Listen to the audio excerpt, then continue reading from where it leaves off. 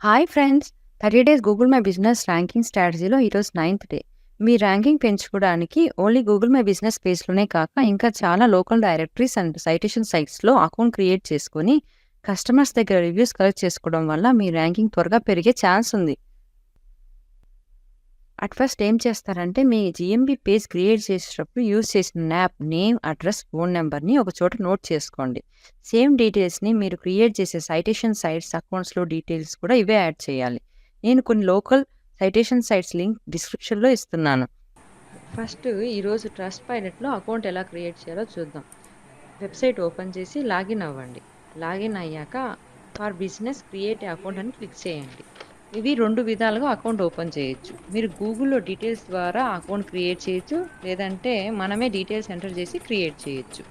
Account create చేశాక మనం ఇచ్చిన జీమెయిల్ ఐడీకి మెయిల్ వస్తుంది. ఆ మెయిల్‌లో యాక్టివేట్ అకౌంట్ అని క్లిక్ చేస్తే ట్రస్ట్ పైలట్ డాష్‌బోర్డ్‌కి వెళ్తుంది.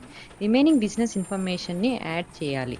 అంటే logo, business description, contact details అన్నమాట. ఇంకా కేటగరీస్‌లో ప్రైమరీ కేటగరీ ఆల్రెడీ ఎంటర్ చేశాము.